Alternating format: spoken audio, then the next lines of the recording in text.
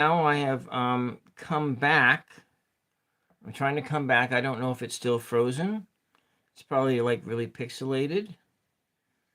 And so, anyways, I was telling stories about my channel. I mean, I've been on YouTube for this channel for, I'm going on the 4th year. So we're trying it again. Now I know it's pixelated. So anyway, we'll go on to the next question. So my favorite part of doing shows was the editing of videos and doing that finely detailed work, but it was great when I was doing it on a computer, but not so great when I was doing it solely on a telephone. And when I went into doing it that way, well, perfect. So, welcome. I was trying to do a question answer, and the first one froze at like 11 minutes in, and so we're kind of doing a Q&A right now. If you have any questions for me about my channel, I'm on the end of my 3rd year concludes this day. I've been doing 999 show for 3 years. So another question was, so what direction do I have planned for the future? Well, I'm going to do less art and try to do more talk showy things. I would like to try to have it so maybe if people can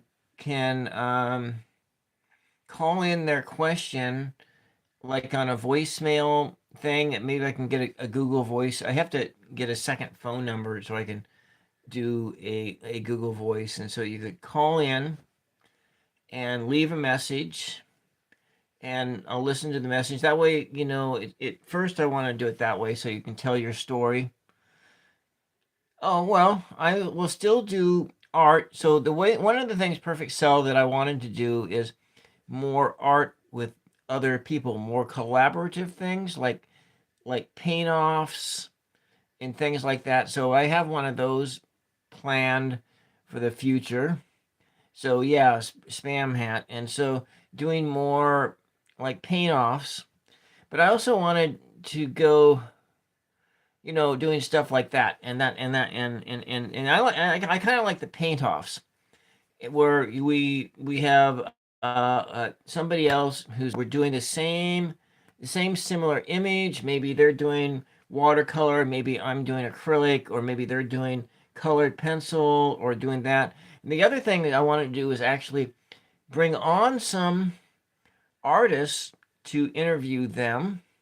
And I do have a person, we were trying to do this, coordinate this in August, but that wasn't working out. It didn't happen. So maybe next month it'll work out. So like there's like a one of some artists that welcome. So am I back? Okay, it's working. So that was one of the things is bringing on artists to interview them, writers and artists, versus like all just like ghosts and stuff like that. So paint off sounds interesting, but does it? Okay. So what I have done a few paint offs, Perfect Cell, and so what you're looking at is people who are doing your paint off. They have the ability to turn that camera face down or point it at the easel, and that's how you're kind of doing it. So you're doing it as using the go live together feature in YouTube. You're using that, and then you bring them on and then you an introduction to the different people, and you turn that camera face down toward your work surface, and then and so that's kind of how that works. And then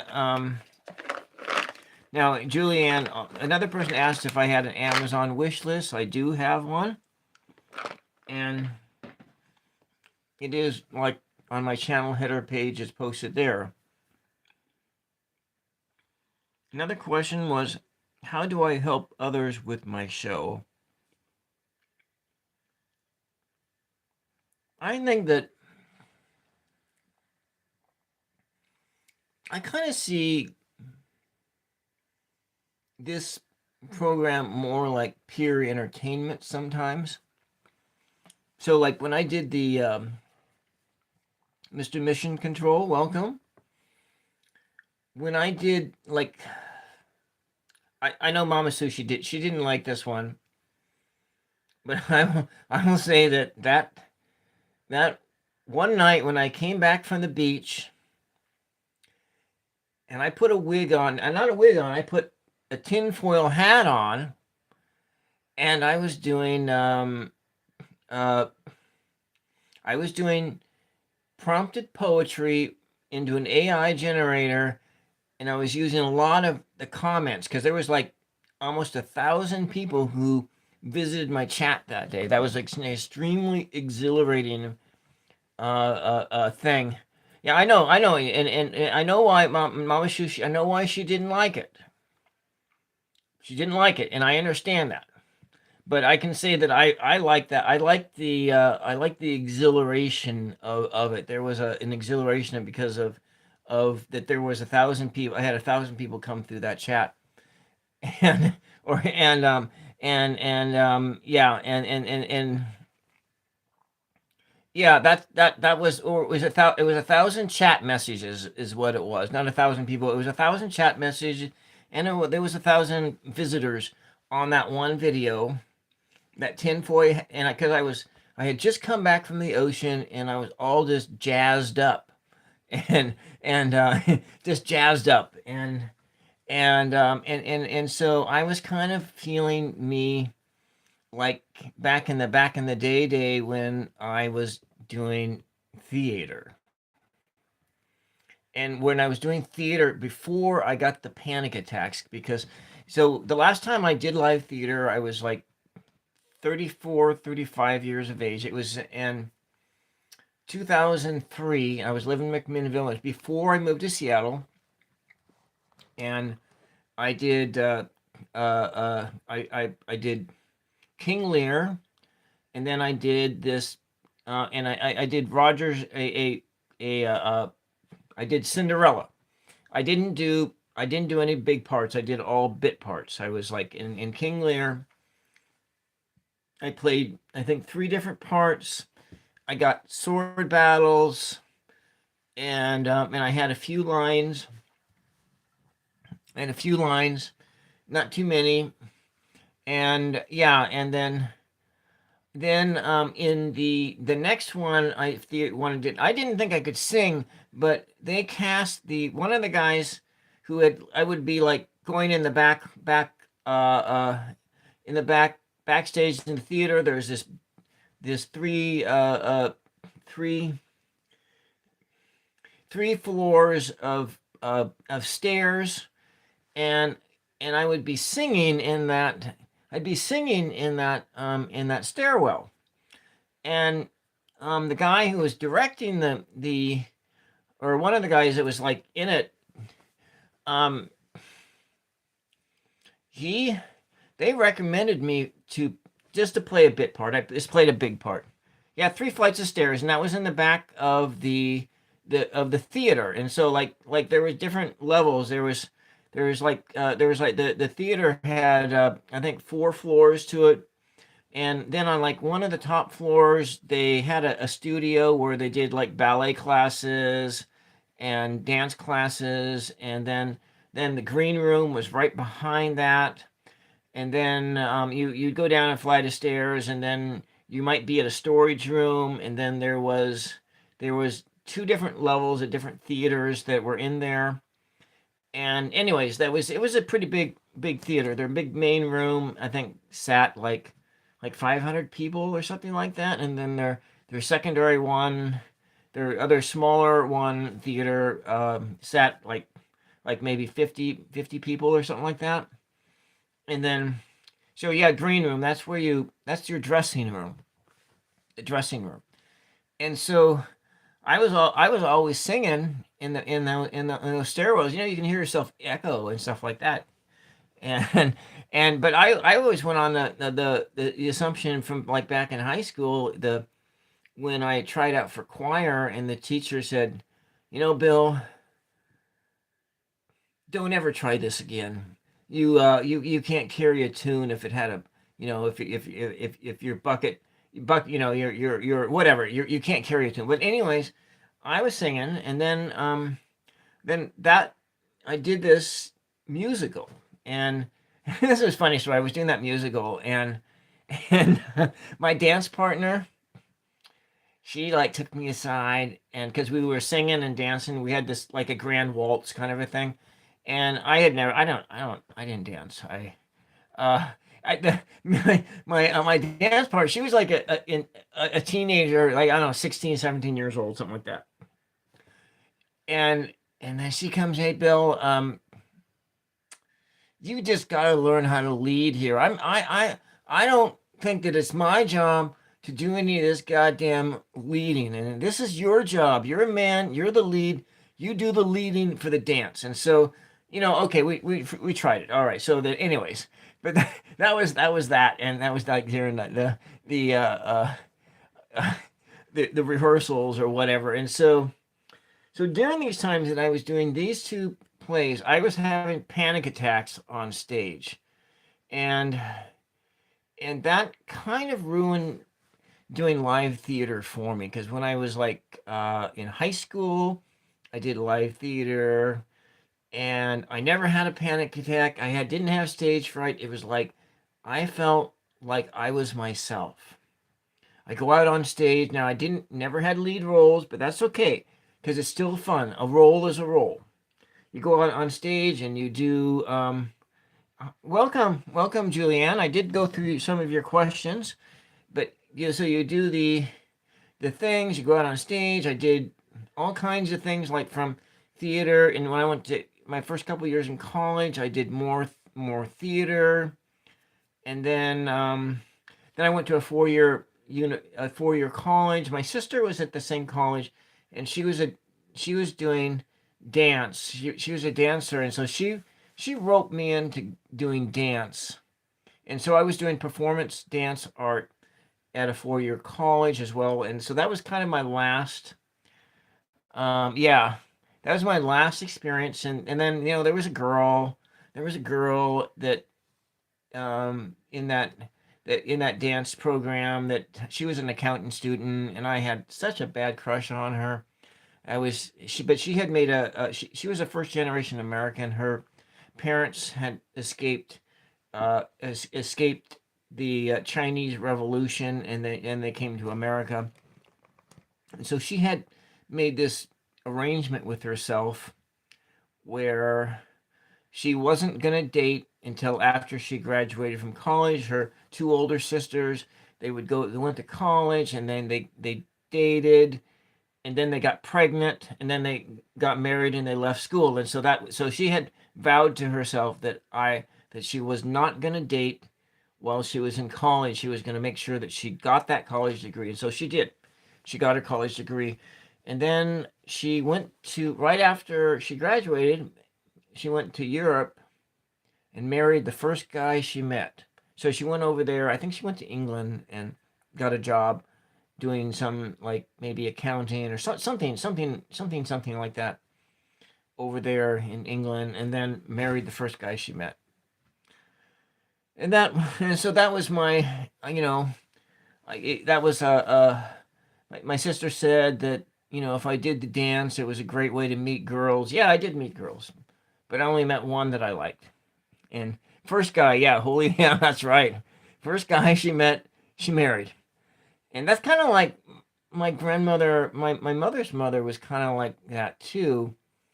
She got off a bus in like Southern Oregon, I think it was, someplace. And the first guy she saw when she got off the bus, she got married to that guy. Of course, they weren't married forever. They got a divorce later on in their life. And he remarried, but she never did. And so, yeah. So do I help others with this show? I don't know if this show helps others. like I was saying, I think that I kind of see it as more pure entertainment. That's how I put it together in my head. Now, my other channel, Tools of Fortune, is guidance and advice, and using tarot cards and so forth, and that is something that is more designed to help others. But this one is not. This is not. If you self therapy, yeah. So if you that's the way I look at this channel. It's and I've looked at it that way since the beginning. Now, granted, maybe someday it'll, yeah, that's where you started as self therapy, and then you became pure entertainment.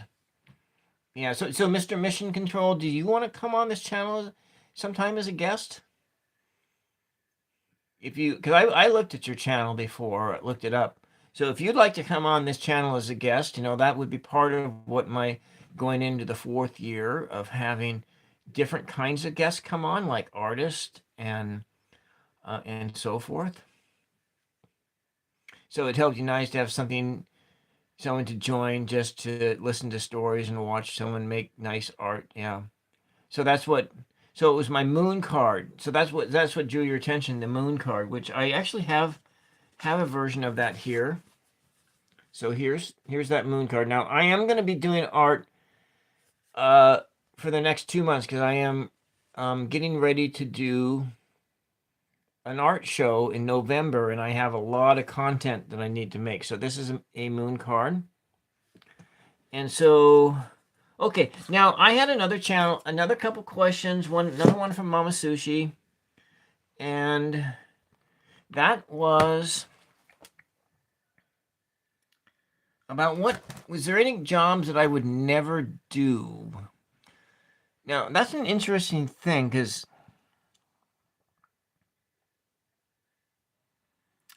when I was younger, I would say that there were lots of jobs.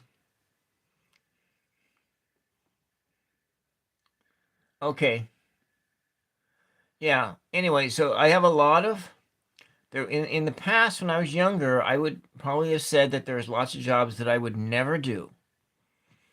Healthcare, caregiving is one of them, and I am doing that. I'm not doing it for pay, but I'm doing that right now. That's one of them.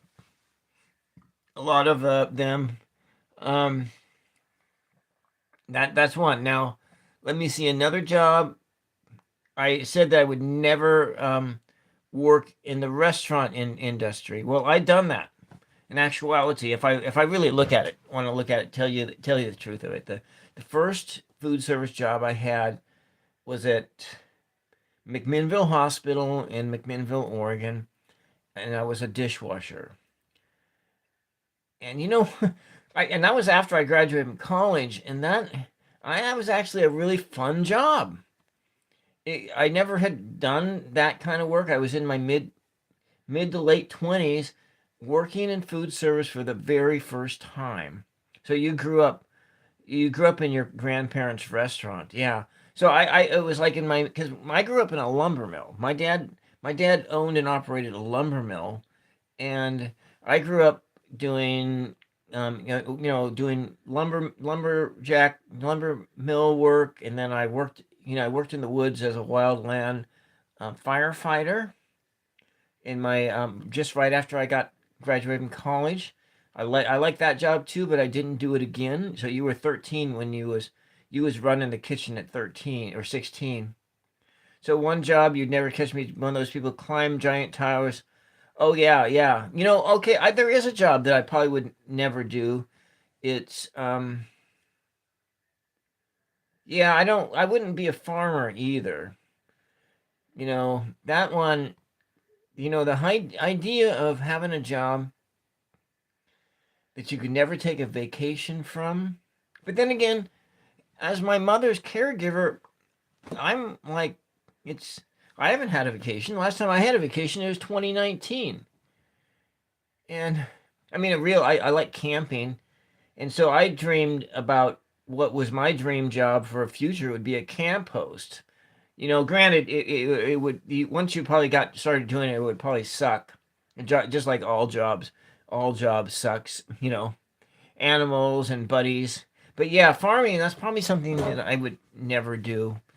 And simply because it's you can't leave. You can't leave. You can't leave. And it's above the clouds and hook slips. You're falling at least the height most commercial flights took. Yeah. Yeah, so any job where you can't really leave, that was yeah, you'd be a great yeah. Yeah, I don't know about that. I don't think that I would do that, but um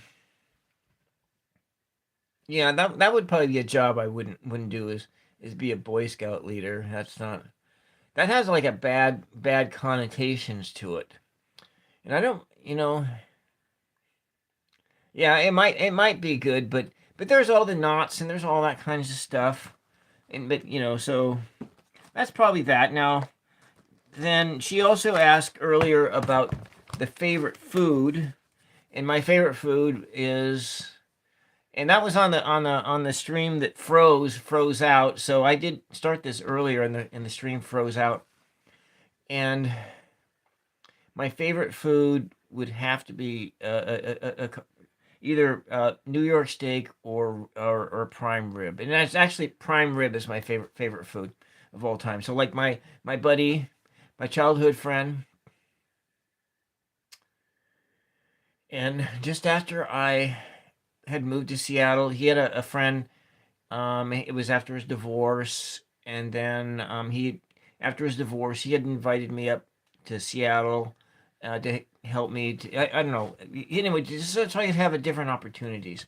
And so I went up, and it was an adventure. But while I was there, one of his friends, and at this time, Washington, it was before Washington Mutual Bank went under. So I don't remember what year it was, but I think it was like 2000. There was a time in there before the 2000, maybe it was in the 2010 recession, that or 2008. I think it was in 2008 that bank collapsed.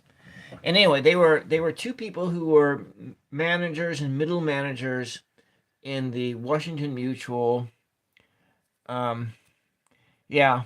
Well, I substituted for like 3 years between 2000 and 2003 as an instructional assistant, and I did that. And so one of your favorite foods is Wiener Schnitzel. Yeah, I like hot dogs too, or those little Vienna sausages things.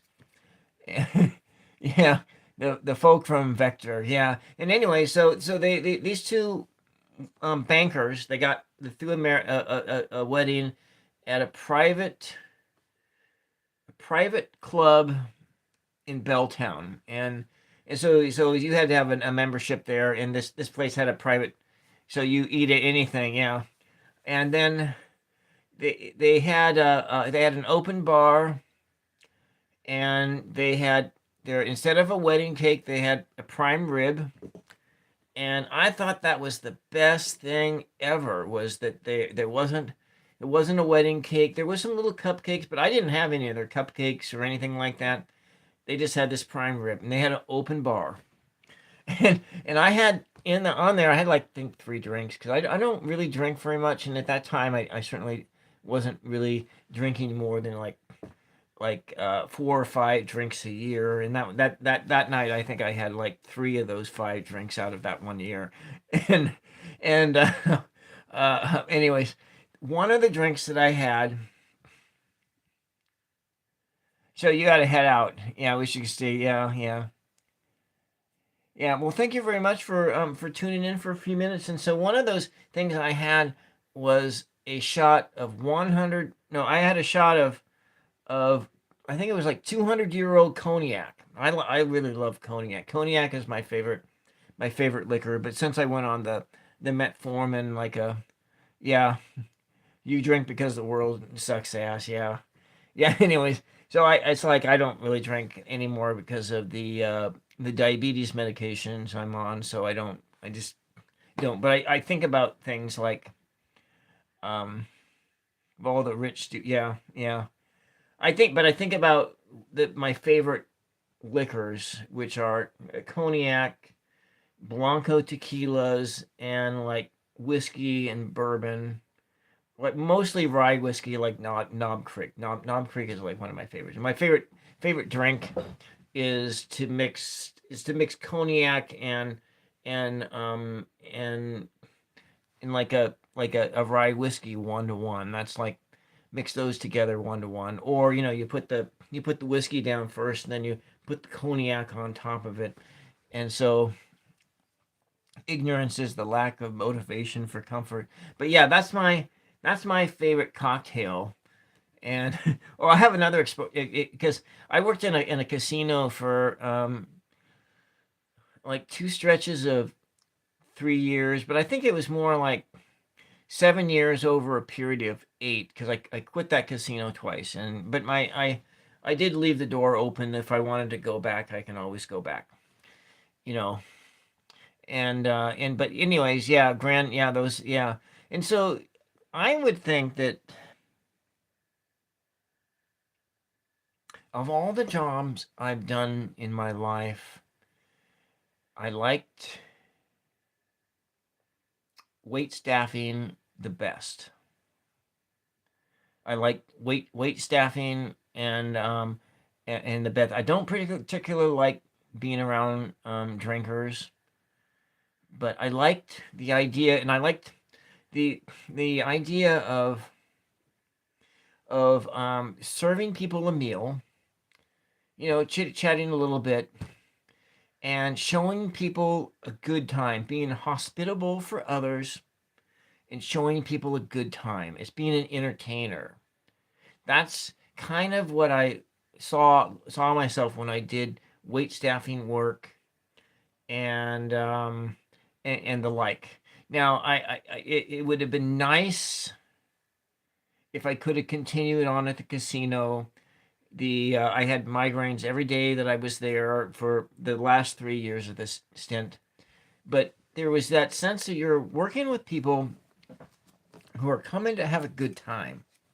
Now, granted, there's always those times when when a person's being a big complainer and they're complaining about your work or whatever, or they're not really complaining about you as a server. Sometimes they are, but it's more or less because they're in a casino and they just lost $1,000. But then why in the hell did you come to the casino in the first place? You work all the time for the government check of 1,000 a month plus, okay, 170 for food and yeah, yeah, yeah. And so it's like if you're coming to a casino,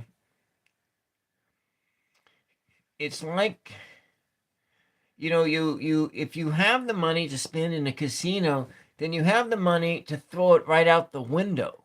Because you really, it's like, it's like you just lit it on fire and you burn it because that's the okay. And yeah, and shifty, yeah, shifty health insurance. Yeah, Oregon Health Plan is actually pretty good, except they don't pay for like root canals or they don't pay for crowns or anything like that. So you're retired and disabled. Yeah, yeah.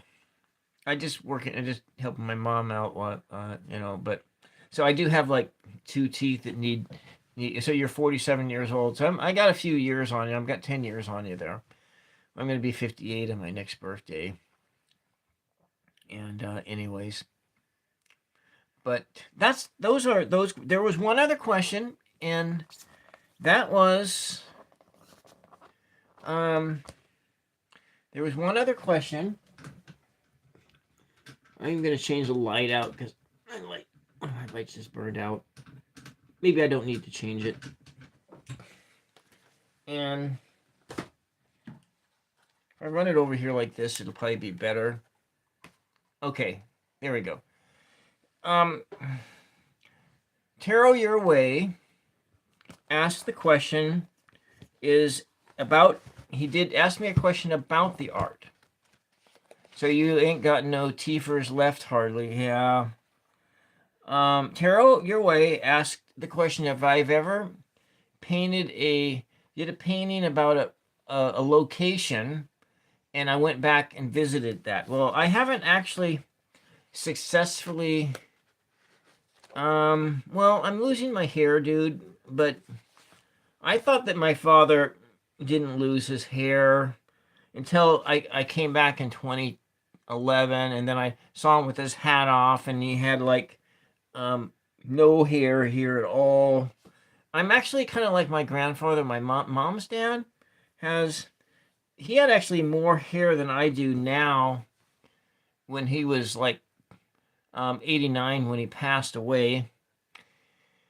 He was 89 years old when he passed away, and so he had more hair than I did. And so, but nevertheless, Taro Your Way, Thomas from Taro Your Way, asked a question about art, specifically about art, and about had I ever painted something like about a specific place, and then I'd gone back, with my painting. Actually, and answering that question is there's a yes and a no to that, but I haven't done any successful open air paintings yet. I set my easel up and done things. I've done some like some hand drawings a little bit, but I haven't really been successful. Going out with the easel, putting it on a location, and doing a painting, and that painting looking anything like what I was doing. And I haven't been successful at that yet. Maybe in the future I will be. But what I have done is gone off of photographs. So yeah, don't benchmark yourself. Yeah. So I have painted off of photographs. And so this is one of the photographs that I painted off of. This is a Leonid Afner. He was a guy who was born. He was born behind the Iron Curtain before when the Berlin Wall fell and the Soviet Union broke up. He got skedaddled right out of that. He came to the United States. He finally settled down in Mexico, but he did some painting. He did paintings, and he was painting bright colors with the palette knife. I can't paint with a palette knife. I haven't figured that out yet. And so that's I'm sure that he was doing oils. And he's doing bigger paint. I have not been successful with a palette knife. And so I did two paintings that are, this one I think was the first one that was kind of like that. You can see that it looks kind of like that. This is a combination of both watercolor and fluid acrylics. That's that one. And then I did another one. And this one I liked the best. So it's similar types of energy, both watercolor and fluid acrylics. I kind of like that combination of watercolor and fluid acrylics, and so forth. Now that's that one. That's that example. I have another example. This is the sunset image. I took this while I was still working at a restaurant, when I was still working in the restaurant industry.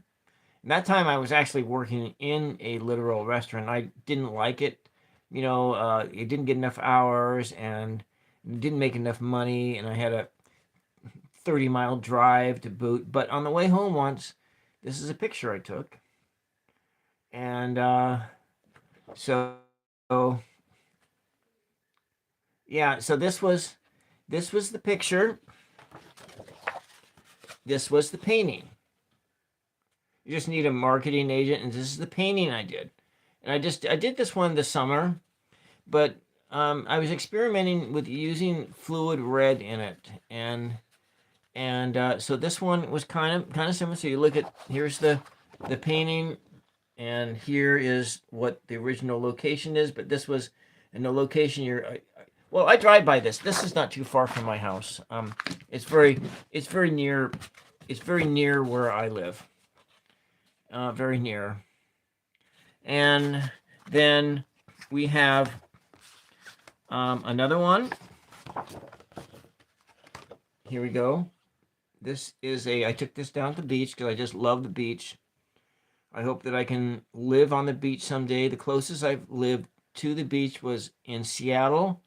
The Puget Sound is connected to the ocean, and that is Lumo AI. So this is the image, and this is the painting that I did. So they're similar, they're different. I never claimed to be able to do sketch work, and so getting that 3D effect, that's kind of that's a difficult thing. It's an eye hand thing, and so I do have difficulty with gross or with fine motor detail, and maybe it's just a practice thing, but I don't know. Now here's another one, and this is the picture here. I'm walking down the highway. The casino that I spent a lot of my life is right nearby this, and I think I might have was walking to work. That was probably because the first 3 years that I worked there, I walked there.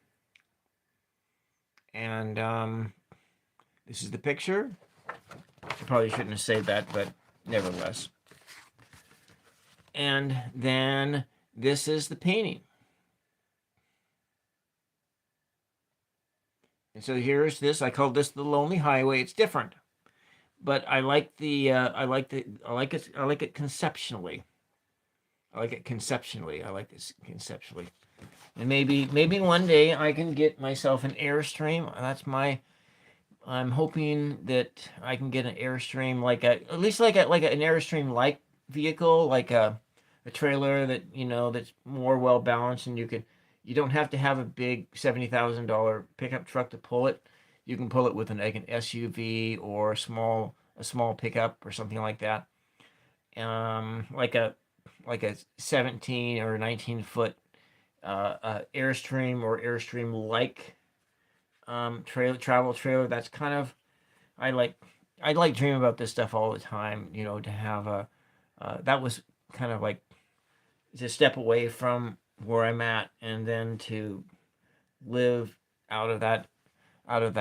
Now, granted, I don't particularly like living alone, but nevertheless, that's in my dream. Now we have this is my backyard, but this was during when we had the wildfires here in 2020, in September 2020, like right now, 5 years ago.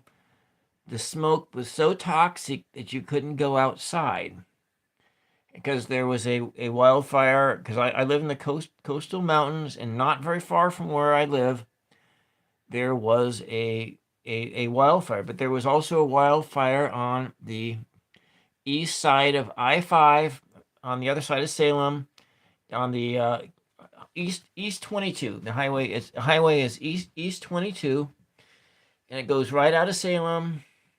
And it goes up the Santiam Pass. I think it's the South Santiam Pass, and that goes through a lot of small little towns like Lyons, and there were like three towns that burned down to the ground. So on the same week, because there was a hot east wind that came in September. It was right around Labor Day of 2020. We were right in the heart of COVID, and yeah, that's right. There were lots of fires that year, and so I was kind of stuck in the middle. We had that hot east wind, and that sparked these fires, and it just kind of blew out into a massive conflagration. So coming down, it was coming from like the top of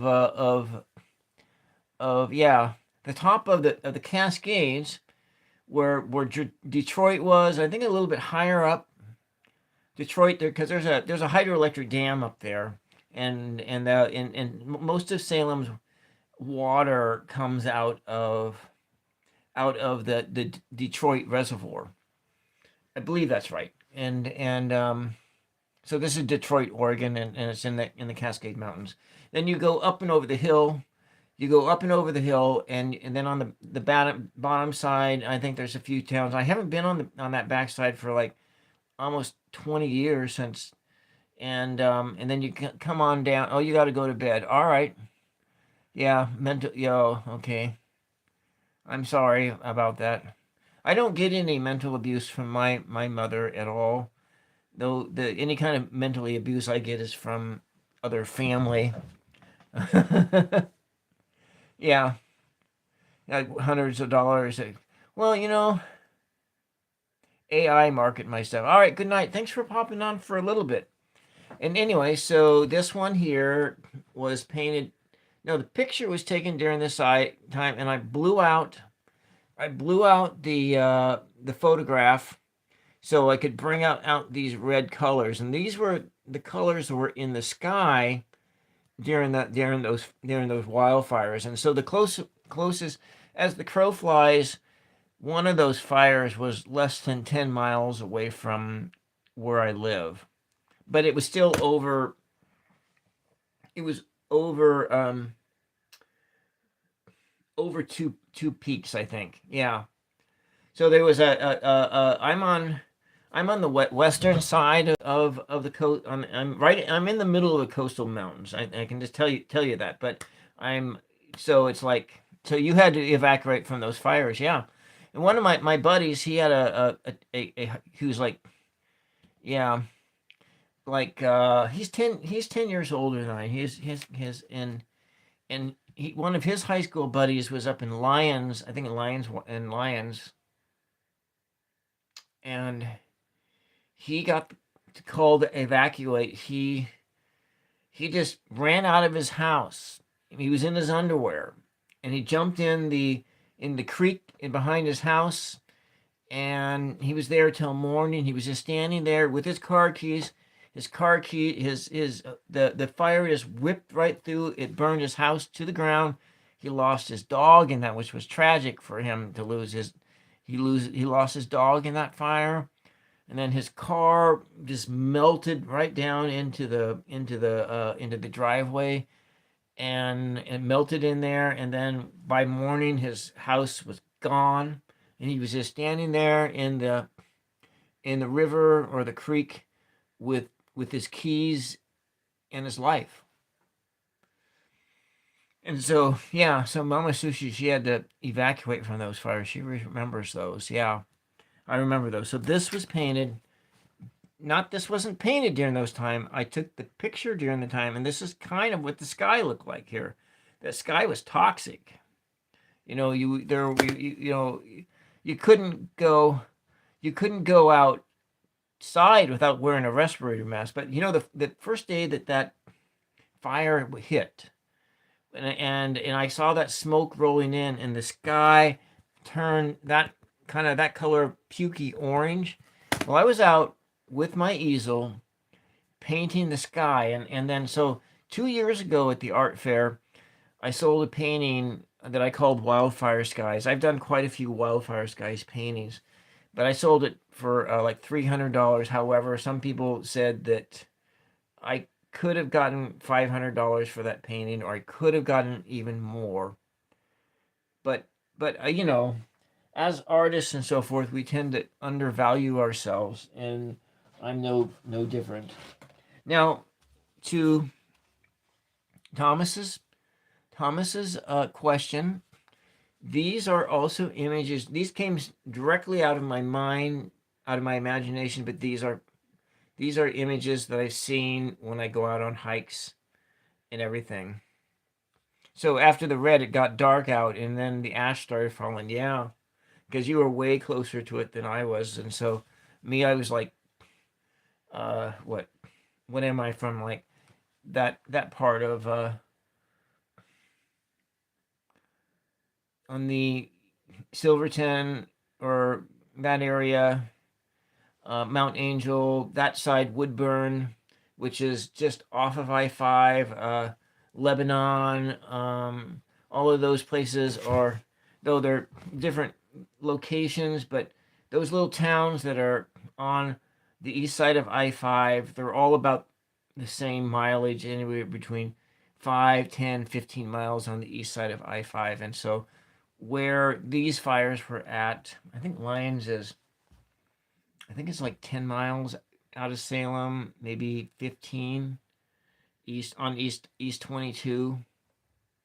So that's like 50 miles. I was 50 miles from that fire, but the ones that were in Otis and Rose Lodge, those were like less than 10 miles from where I live. And road miles, it was more like 15.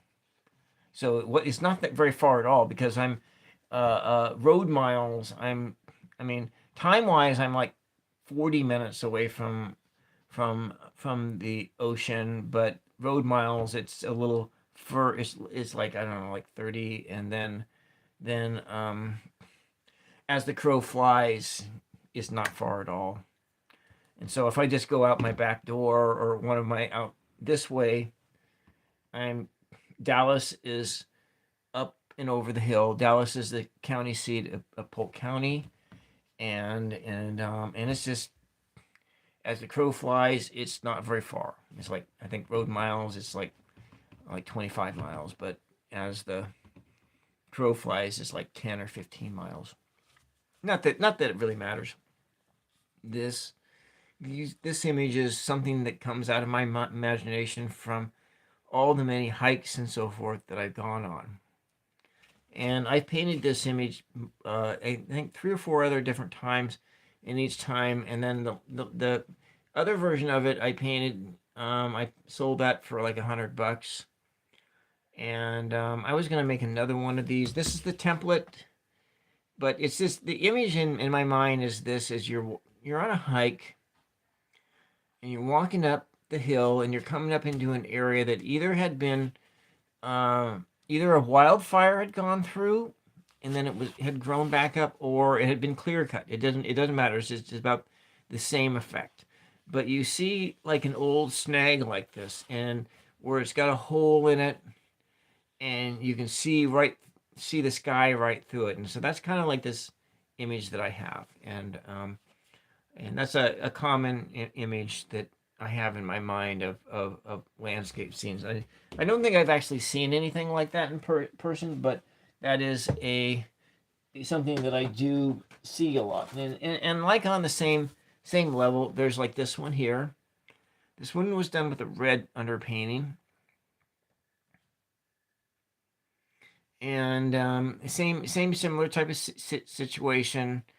Either it's from a clear cut, or it's the aftermath of a wildfire by, like 5-10 years, 5-10 years of growth. That's maybe like that, clear cut or wildfire.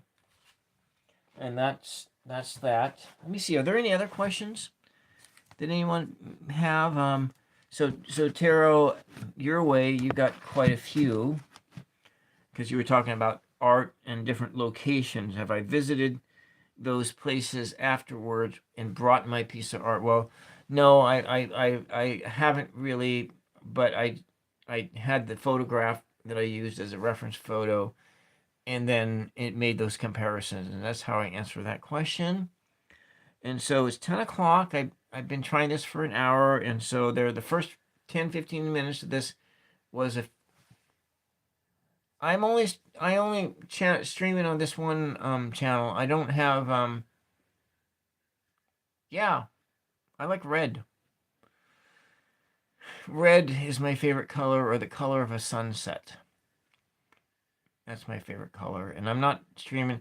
I would like to do multi-streaming, but I just recently opened up another channel like on TikTok. But I haven't really posted anything there for a while. I was very reluctant to try TikTok, but anyways, if I did another channel, it might be Twitch. I don't know. It all just depends on what happens. My favorite color, red. My multi-streaming, no. That requires streaming software, which I don't have. I don't have a account that I'm paying for, so that would involve freeing up money or bringing some money into my diet. Maybe. What do you think? So, what do you think, Mama Sushi? What is your what does your intuition tell?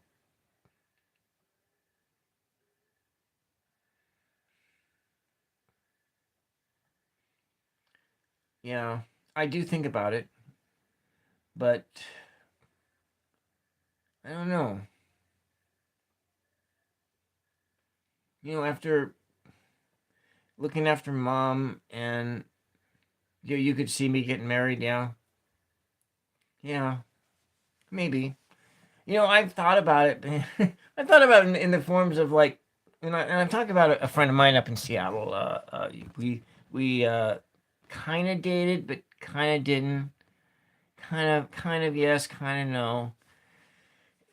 And what I thought about was how economically advantageous it would be to marry somebody from, if I was like my uncle, if I was like my mom's older brother. He married a Macaw Indian, and then he married someone from Confederate tribes of Grand Ronde. And if I were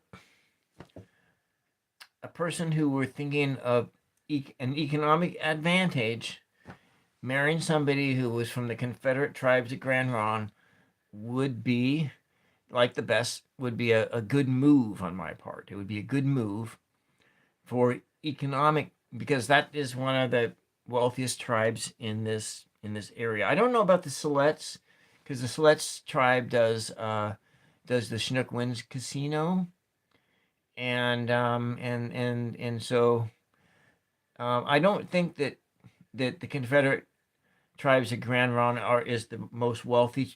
I It feels like it is, but I don't think it's the most wealthy tribe in the state of Oregon. I think there's like one over there by Warm Spring, or some of the other places that have a lot more timberlands and things like that. And I don't know, but not but that's just that. But if you look at it, they're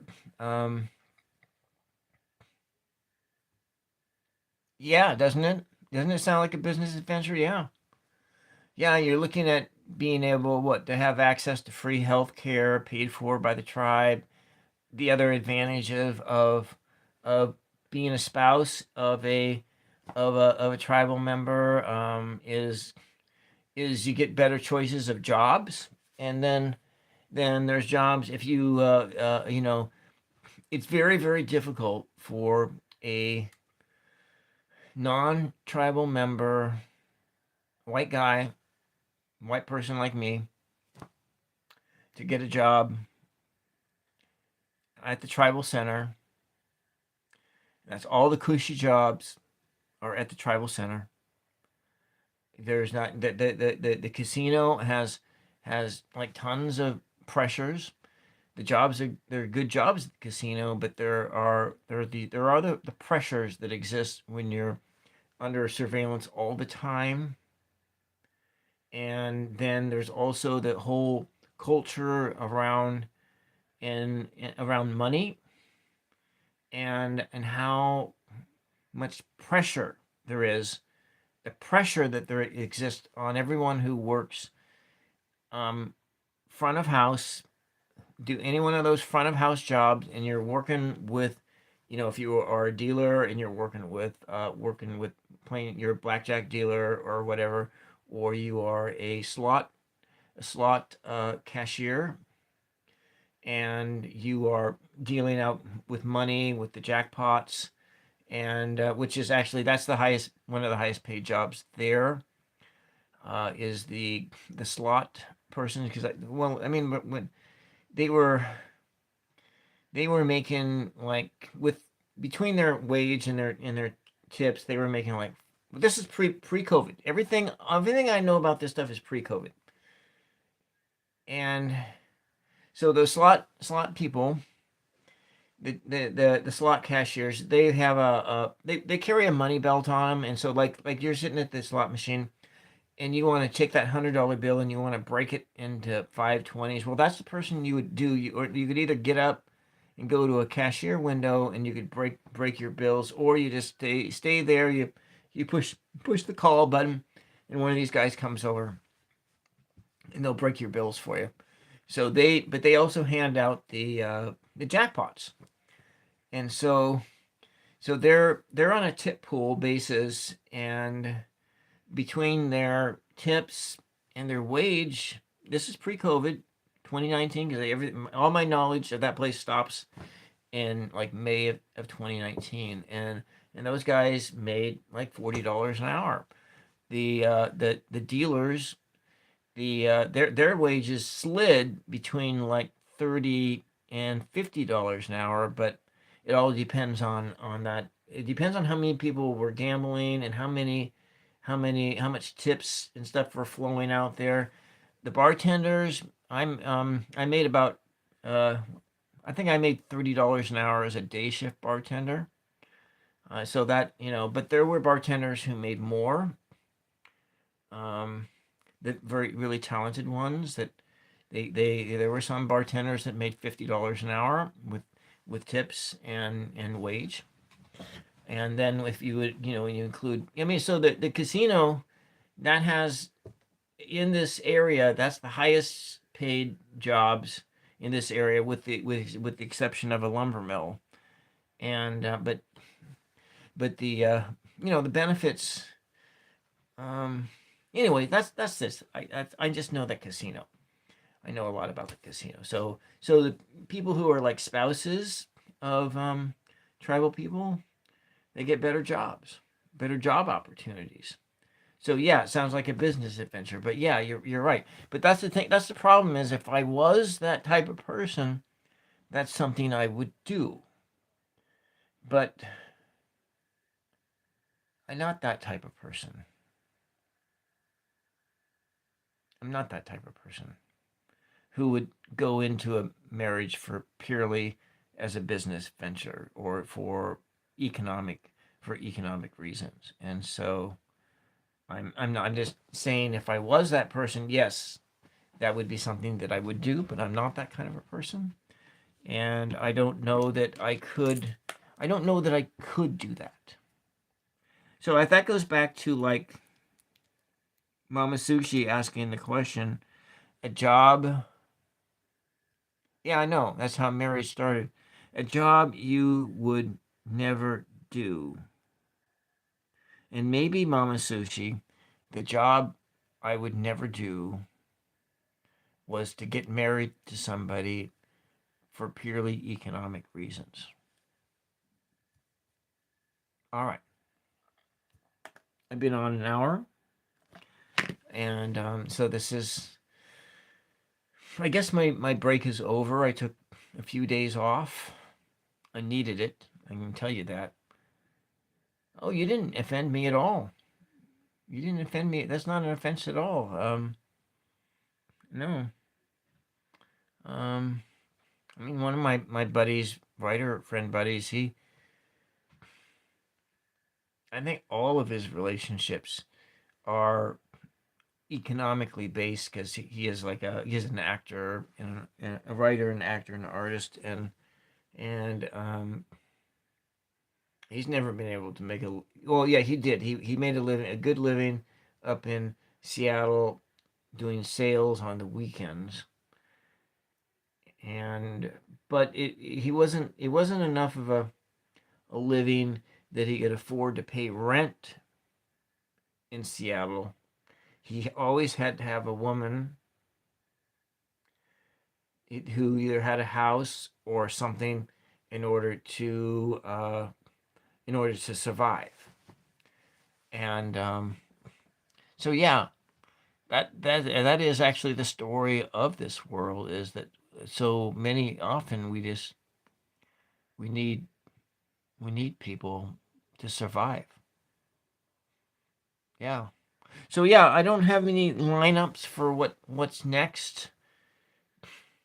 So you found a picture of the red sky? Yeah.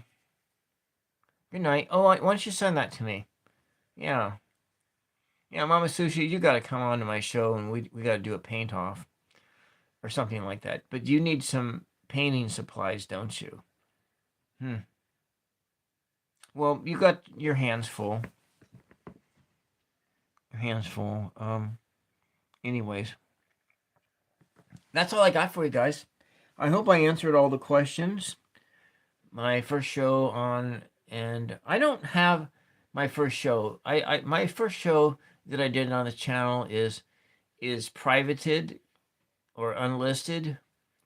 It was terrible. Let me see. Let's go look at let me go back in and look at another one of those shows that I liked, because Julianne asked me what my favorite was. I like that one. There's a lot of these long play videos that I have on here that I really like a lot. Let's do another one here. We'll play it. These are one of those poems. These are these poetry ones. That one. Okay. I think this one here. Let's go. Raise the volume up. At a machine shop, my hands covered in the grime of milling metal into parts. My father's people came from a long line of blacksmiths dating back to before the 10th century in Sweden. In that profound moment, looking down at my hands, my father and the awe of his progenitors were in me too. Who we are is who we were, a disembodied voice spoke. I venerate them through the work of my hands. So that's one of those early pieces. Let's see. Let's go look at another one. Another one.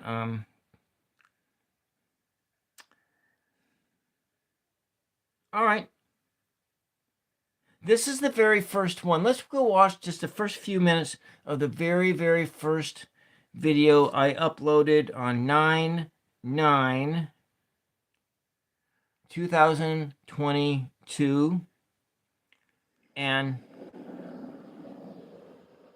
have you ever been with a person, had a conversation with them, and seen their face change before your eyes? Have you looked into a lover's eyes or a friend's and witnessed their face morph around their eyes into another face, or change colors, or begin to glow? What does this soul sight mean? Casting from the coastal hills of Oregon, from the edge of the West Valley, this is the 999 Show.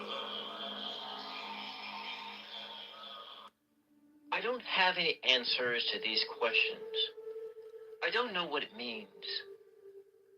I don't know how this. And so these are the types of videos I was doing, or what exactly it is that I'm when I first started this channel. I have thoughts. I have ideas. I have theories as to what it means, but I just don't know. Have you seen anything like this? Has anyone had a conversation with a friend or a stranger or a lover and watched their face 9/9/2022 episode another 1. and another around their eyes? Have you seen familiar faces, alien faces, animal faces, or otherworldly faces shift around their eyes? Is anyone listening? Is anyone at all? I'd like to have a conversation about this experience with somebody. Is anyone out there listening? Anybody at all listening to this voice? The voice of the outer world, to quote Dune. If anyone is listening, well, anyways, experienced it fun. Anyways, that was some images from my very first episode 3 years ago today. And that's all I got for you guys. I will see you the next time. We'll probably be doing, I don't know what we're doing. We're going to figure it out, aren't we? 999 WJL-SHOW, which is the handle. And this is 999 Show signing off. Bye-bye.